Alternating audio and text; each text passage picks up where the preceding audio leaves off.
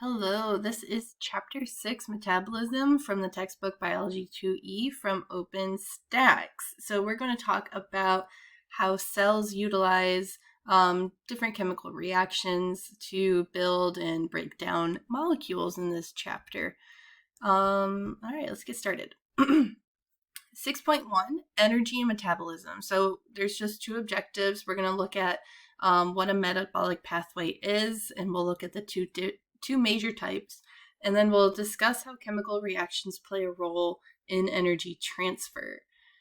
So to start, we get our energy from the sun. I know you probably think, well, no, that's wrong. We're not plants. But we do get our energy from plants, or we get our energy from things that eat plants. And where do they get theirs? Well, we can trace it all the way back to the sun. So majorly, our energy comes from the sun. We also get heat, which maintains the planet's temperature, so we're allowed to live at a comfortable temperature. But anyway, so sun goes to plants, which goes to animals, which goes to things that eat other animals or things that eat other plants. Eventually it goes down to decomposers when that thing dies, and then it gets transferred back to heat. And so this whole process is called bioenergetics. It's the study of how energy flows through a living system. And we're going to take a look at this to heat here in a little bit.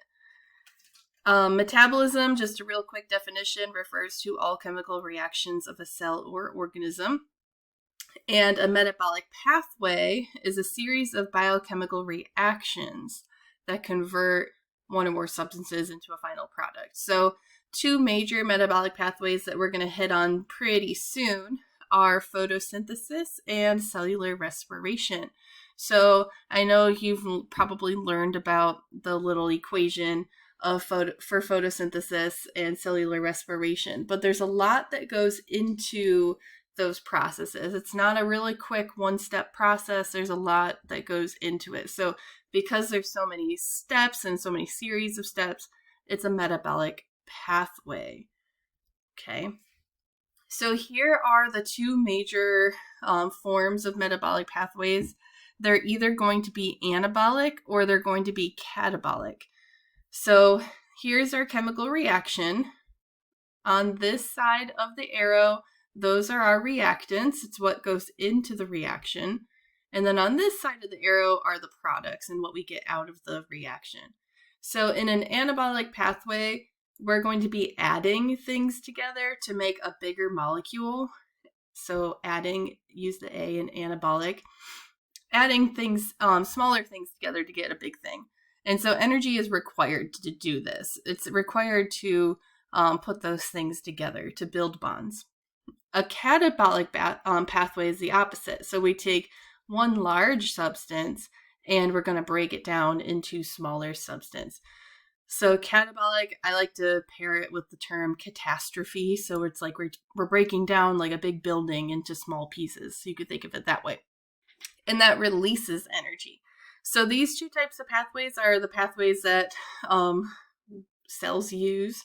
And these are just very simple, broken down forms of them. So we'll learn, again, photosynthesis, cellular respiration, where it goes into all the steps. But majorly, this is what we're looking at. Okay, so this tree is just showing you how organisms are related in terms of sharing metabolic pathways. So all organisms have the same types of metabolic pathways. And so we can say that we are all related and probably evolved from a common ancestor. Of course, as time goes on, evolution occurs, adaptations are more helpful, and so those organisms live and pass their genes on, and so organisms evolve over time. So each organism is going to have like some specialized enzymes, and that's how we can like speciate them. But as a whole, these organisms share, again, the same types of metabolic pathways. So that's just one way that we can look at organisms and say, hey, yeah, they're related, or they're closely related, or not closely related. All right, let's take a look at these two examples. So each one, this is an example, this is the bottom one's an example. Both are chemical reactions. Take a close look at what's going on.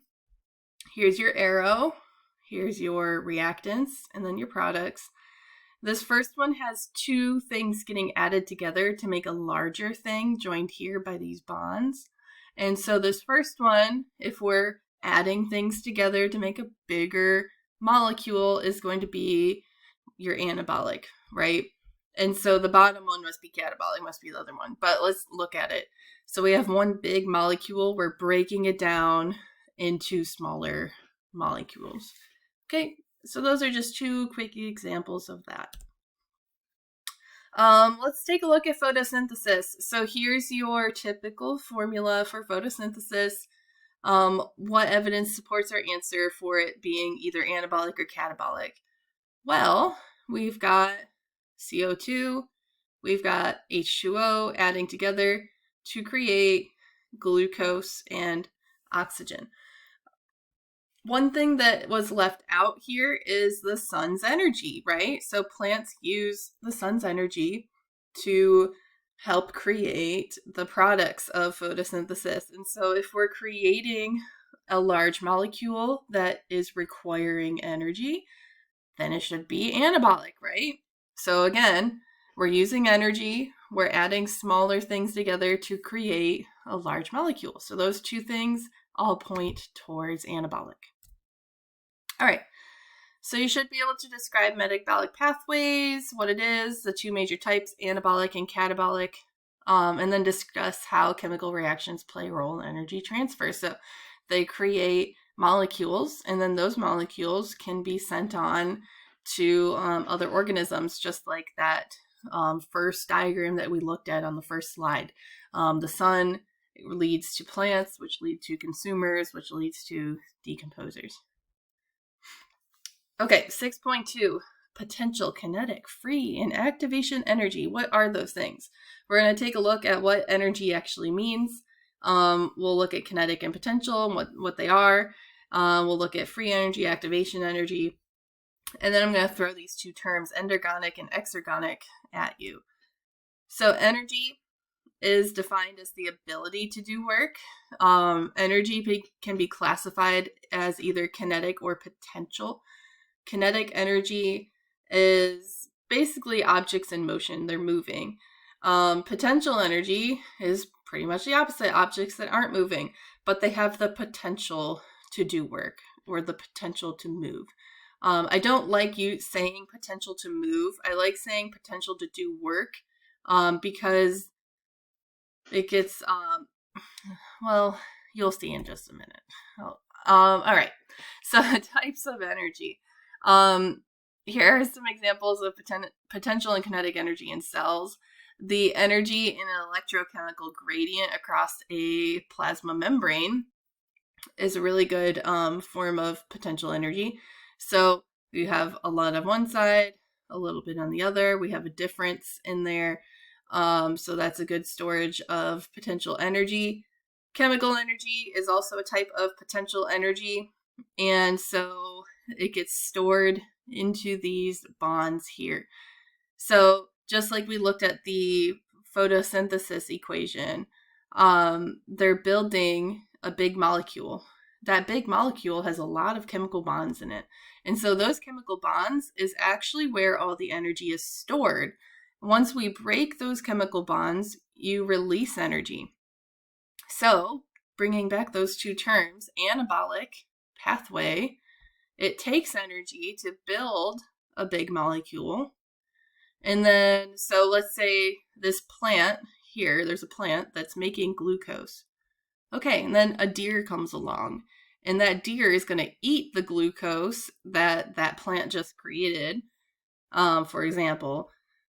And now that deer, once it's in the body, the deer's body is going to break it down. And as it breaks down, it releases energy that the deer can use to do deer things, right?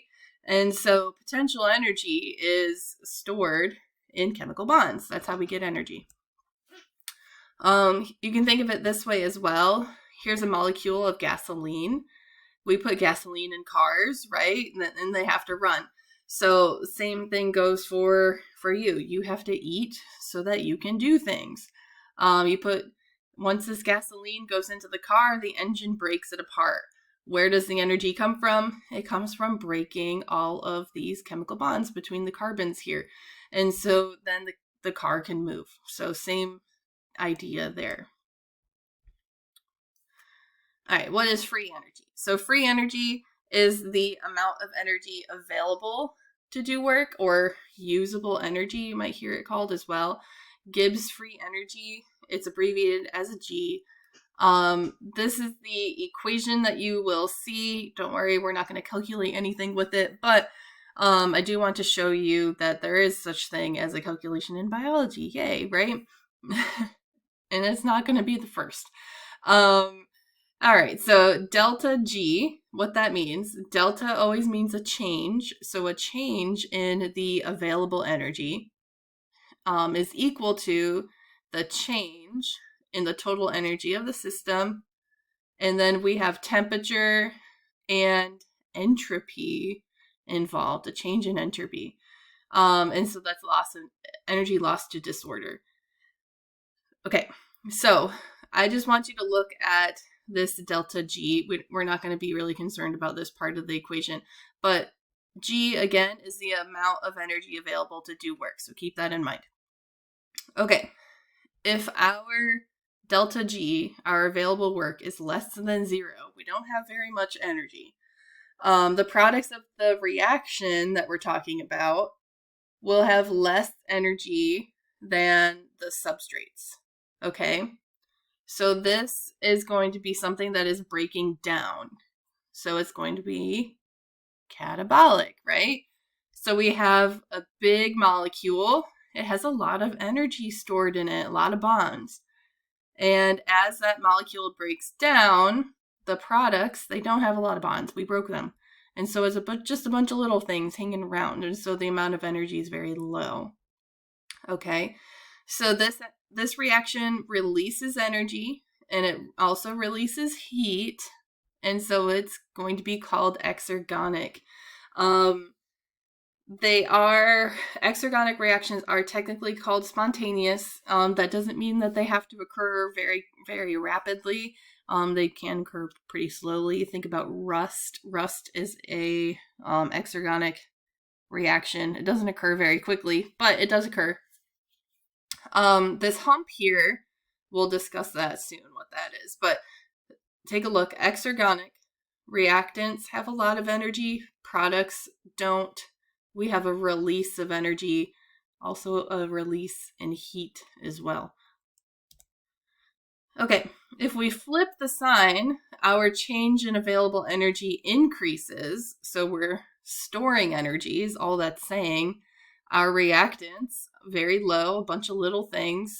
We're going to put energy into creating a product that has a lot of chemical bonds. So one big molecule. So the products, again, they're going to have more bonds, more potential energy stored in them. And so it's going to take energy to do that. And it is endergonic because it needs an input of energy. All right. So back to our little diagrams here. Which one is exergonic? Which one is going to release energy? Well, you should say this one, right? So we have a big molecule and it's breaking down into smaller things. When we break chemical bonds, we release energy, and so it is exergonic. So good job if you got that one. If you didn't, rewind the video, go back, listen to that part again about exergonic and endergonic. All right, activation energy. So that little hump on the diagram, what is that? So the activation energy is the required energy to start a reaction. So think about like gasoline sitting in a container in your garage. Is it going to catch fire on its own? No, right? It needs a spark, or it needs something to start the reaction, and then it will react, right? So once you light it, like, it's good. You don't have to keep relighting it for it to occur. So reactions, most of them need a little bit of a push to get going, and that's the activation energy. We can lower this activation energy by catalyzing it, or if we don't catalyze it, we need more energy for it to get there. And I just said that. So catalysts, if we take a look over here, this is the amount of energy. So amount of energy is increasing up the y-axis of this chart.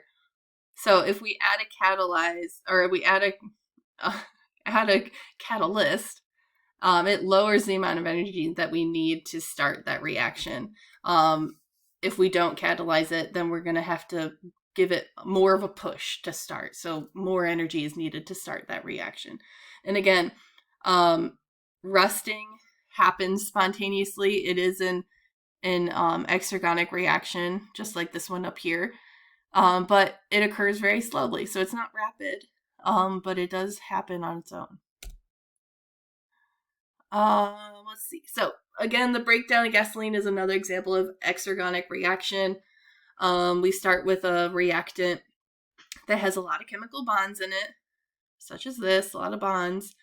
We need a little bit of a push to get the reaction going, so the engine has a spark in it, right? Gets the energy going to start that reaction, and then that reaction occurs on its own, and it releases products into the atmosphere, which don't have very much energy. But this reaction, again, releases energy, and that release of energy allows that car to move. Okay, so that's the end of 6.2. You should be able to do all of these things, define energy, tell me the difference between kinetic and potential. So motion, stored. Free energy is the amount of energy available. Activation energy is the energy needed to start a reaction. And then endergonic stores energy, exergonic releases energy. You can think of exergonic like exiting. It's releasing or it's going somewhere. All right, 6.3, thermodynamics. This one's short. We'll look at what entropy means, and we'll just look at the first and second laws of thermodynamics. There is a third law, but we're going to just look at first and second. Thermodynamics is the study of energy and the energy transfer involving physical matter.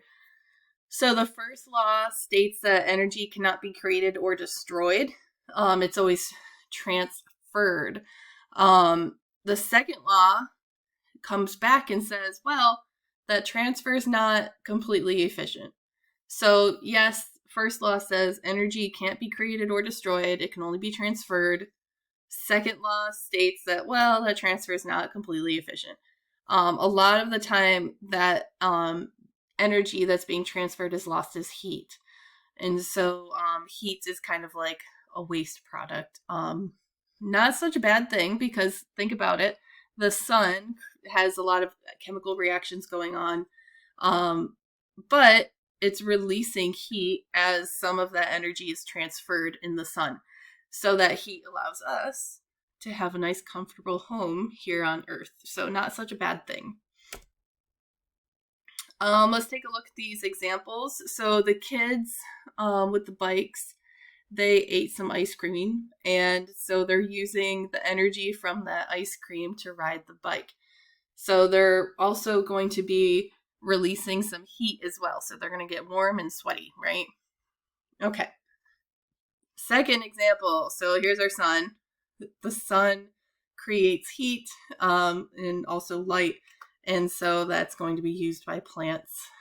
Even though it's technically a quote unquote waste product, it's still going to be used by plants. And so, yeah, so that was really short, thermodynamics there.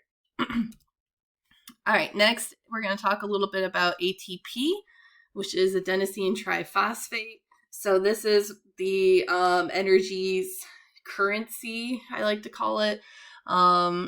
Like their money, their dollars that they get to spend in the cell. And so we'll look at what all that means. All right. So going back to our graph, we have reactants, we've got products, and then we have this weird energy is added. And so where is that energy coming from? Well, it's usually coming from ATP. But we don't just have like ATP hanging around all the time. We have to make it. And so you make it by doing, it's called hydrolysis. All right. Breakdown of ATP structure. This is what it looks like here. ATP is composed of an adenosine backbone with 3 phosphate groups attached. So here's your adenosine, there's your ribose, sugar, and then we have 1, 2, 3 phosphate groups.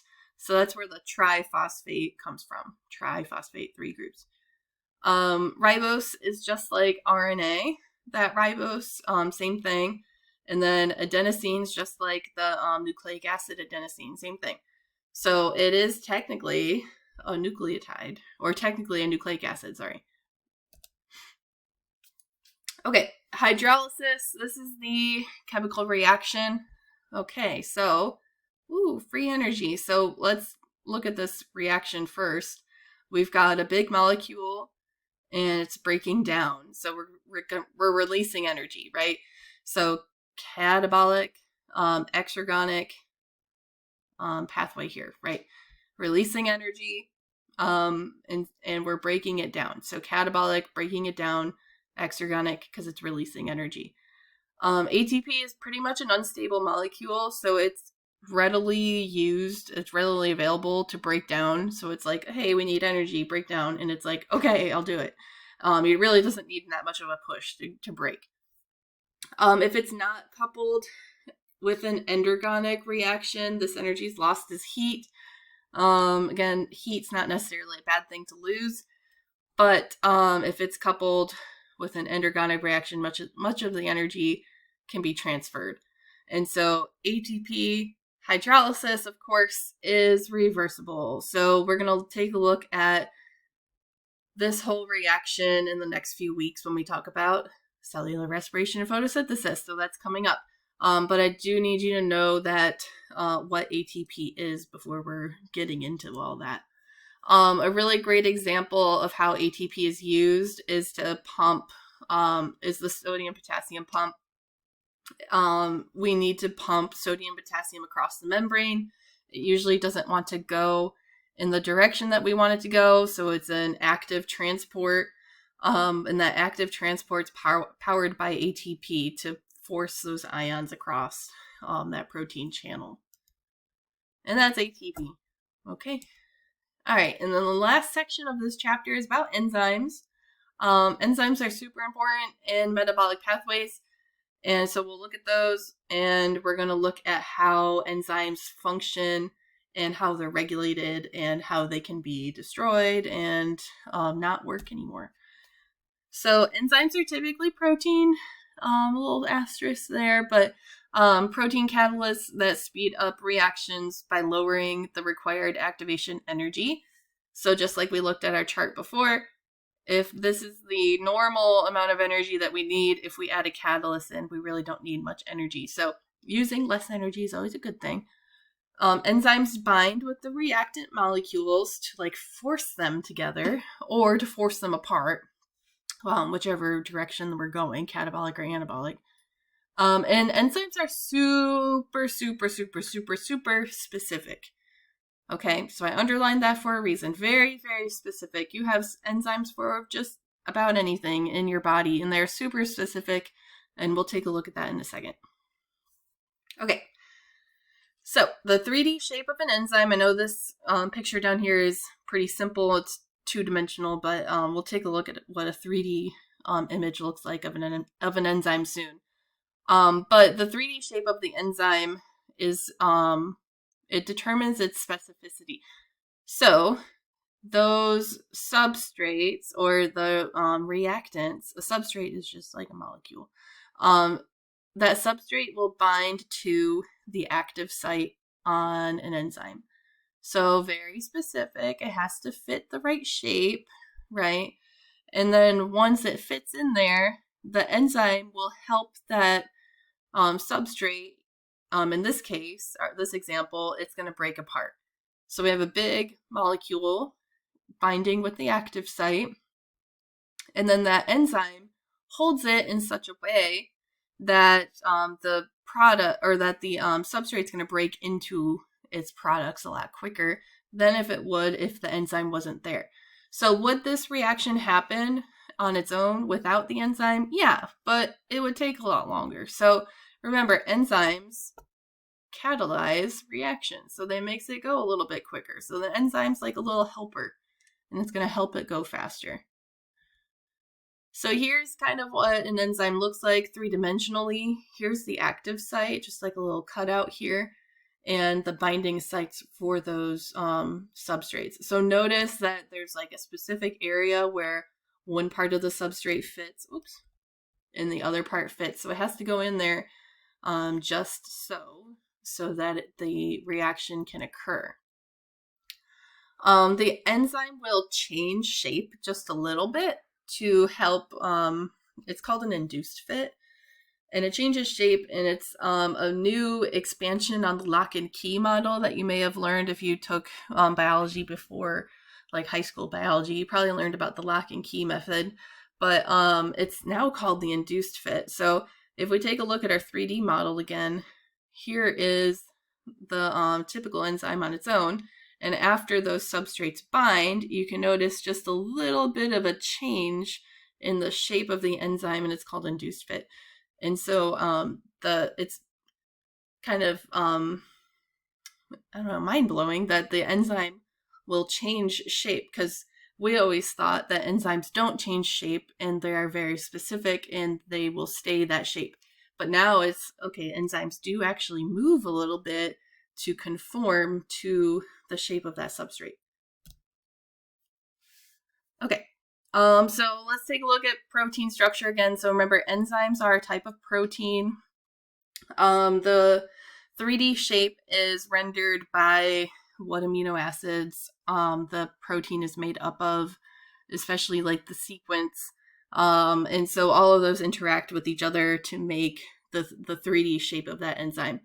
The active site is, of course, the most important part of the enzyme, and so whichever amino acids are in that active site will, determine what will actually bind there. So remember, each of these amino acids have very specific properties. We have positively charged amino acids, we've got negatively charged amino acids, we've got big aromatic rings, and so on and so forth. So their chemical properties makes the enzyme very specific, is what I'm trying to say. Enzymes, again, they lower activation energy. How they do it is in these 4 ways. So they position your 2 substrates so that they align perfectly. Either we're adding them together or we're breaking them apart. It also provides the optimal environment. So again, with those amino acids, is it positive? Is it negative? Is it polar? Is it nonpolar? So it provides the optimal environment for the reaction to occur. It also contorts and stresses the substrate a little bit, and so it actually is more likely to react that way. And it actually temporarily reacts with the substrate. So again, amino acids have their own chemical property, and they tend to, react with the substrate that's binding in there. After the catalyzed reaction, the product is released, and major point here, the enzyme becomes available to catalyze another reaction. So enzymes are reusable. Once the enzyme does one reaction, it's not that the enzyme is just used up. It can be reusable. It can be used again. Okay.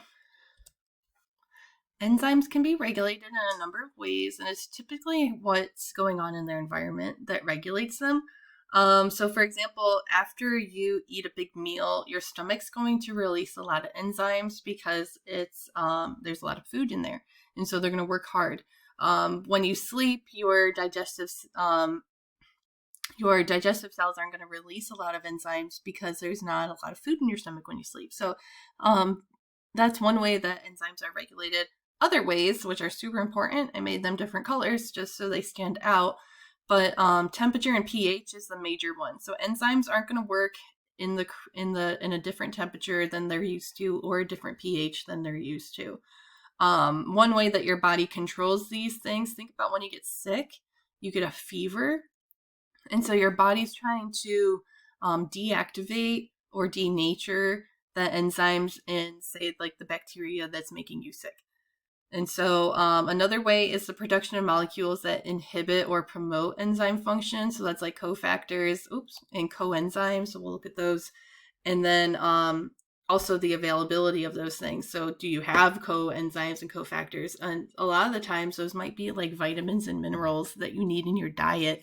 And so if you don't have vitamins and minerals that are functioning as these things, then your enzymes in your body aren't going to work correctly. So you need to make sure that you're eating a balanced diet. All right, so enzyme inhibition. We've got competitive inhibitors. Those will bind within the active site. So when you see competitive, that means it binds in the active site area. So normally the substrate will bind in here, and then the enzyme's gonna break it apart normally.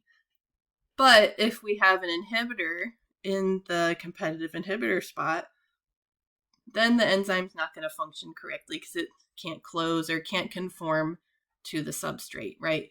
So competitive inhibitor, competitive just means that it's going in the active site. A non-competitive inhibitor means it binds to the enzyme, but not in the active site, and it's somewhere on the outside of the enzyme.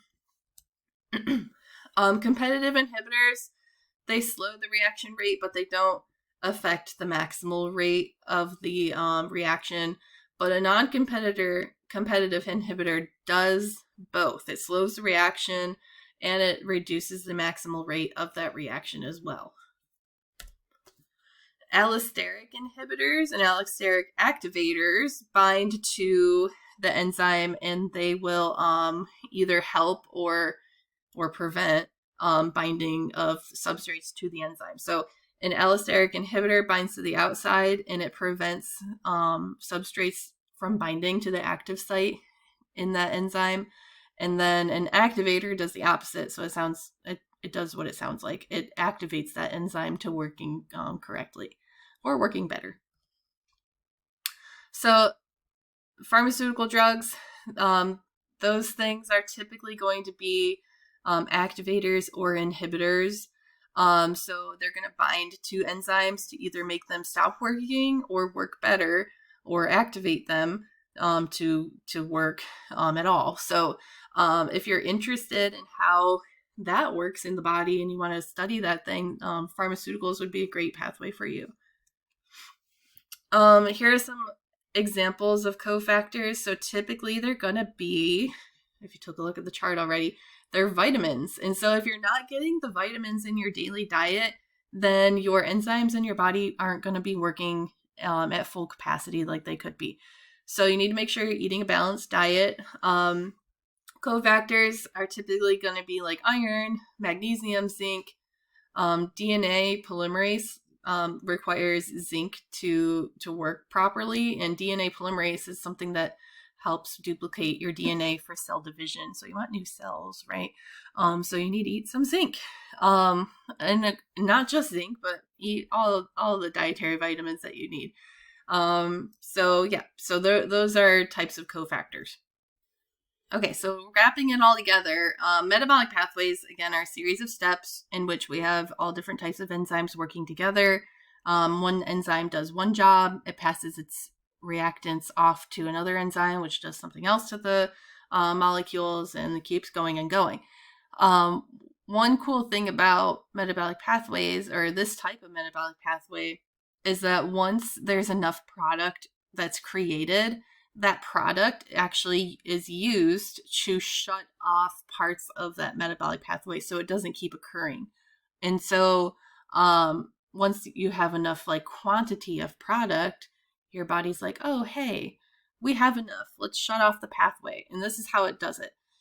Once there's not enough of that molecule in your body, that inhibitor here that you see right there, it will come off of that enzyme and be used up by your body. And then once it comes out of that enzyme, that metabolic pathway is active again. And so you can make more of that product.